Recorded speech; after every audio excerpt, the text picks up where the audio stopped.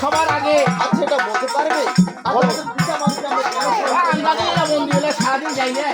তুমি যা বলতেছো তা না আমাদের পিতা মাতাকে এগুলো করে নিয়ে দিবে অবশ্যই আর মনে হয় কেন গাইলে এই জন্য খালি অবশ্যই ও জামার গো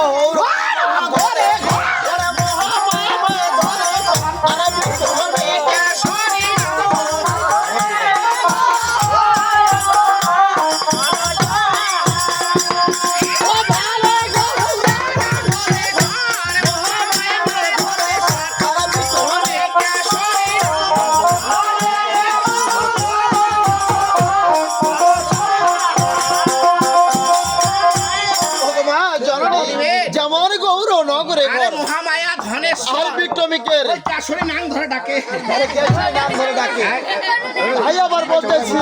আমার ধনী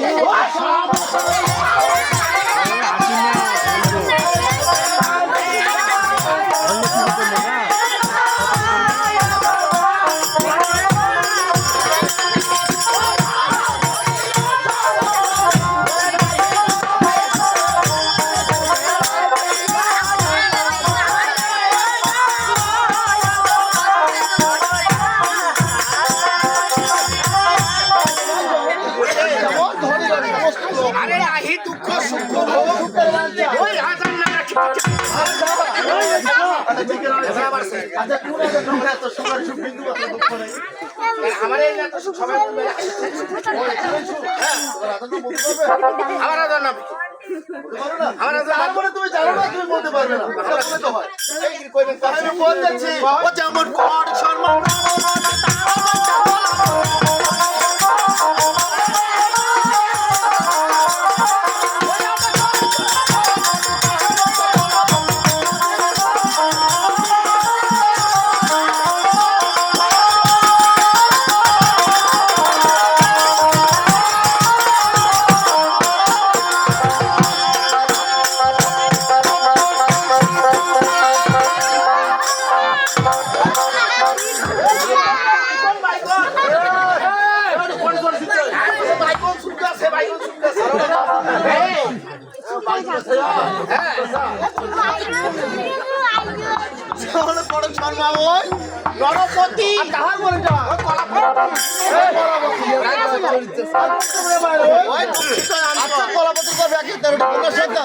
একটু পুত্র সন্তান নাই বলে কলাপত্র মনে হচ্ছে দুঃখ কি দুঃখ হয়েছে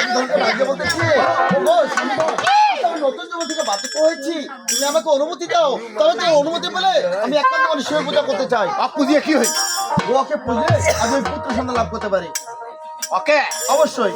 মুই একটা জাগা মানুষ থাকতে গেল আপ পুদিন নাকি না তোমার পূজা করতে পারছি না দেওটা কোন সন্তান পেয়েছি আর আমি পাইতে চাই না এবার তুমি আমাকে অনুমতি শিব পূজা করতে চাই ইমার মতন কলা কইতো পাঠা দিবে নাকি অবশ্যই দিব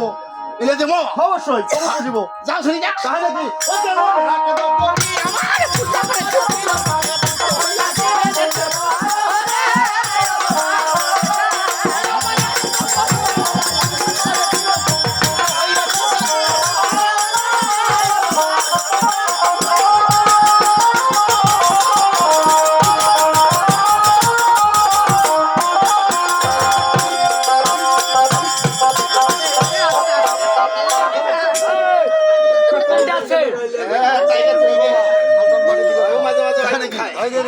ও আচ্ছা আচ্ছা তো কলাপত্র পূজা দেওয়ার সাথে সাথে এখানে একটু একান্ত করি আমার পূজা করে শিব দিল সন্তুষ্ট হইয়া ওই শিবে দিল তার বর। শিব যখন বর দিয়েছে হ্যাঁ। শিব আবার কি বলতেছে জানো বলেছে? তাই বলতেছি ও যেমন শুয়া মারে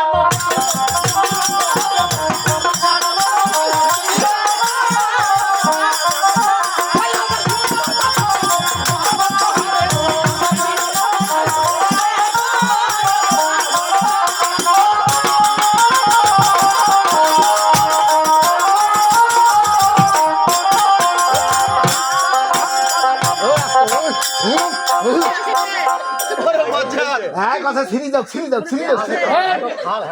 গেলে তুই বাসু উড়ে হ্যাঁ এই জন্য কথা বলে ব্রেক তাই নাকি যেমন শিব বলে মা পুত্র তো আর মহাভক্ত আর আমায় ছাড়া অন্য দেবদেব বলেছে তার মধ্যে ছাড়া অন্য কোনো দেবদের পূজা করা যাবে না তাই এবার কি বলে জানো ও যেমন সেবা দিন না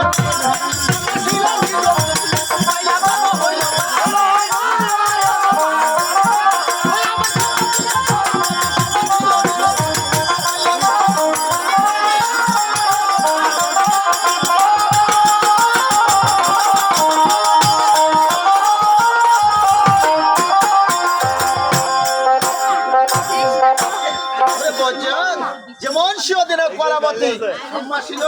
আরে তো ভাইয়া ওই গর্ব হয়ে গেল তার। কিভাবে হচ্ছে জানো হ্যাঁ বলতেছি ও যেমন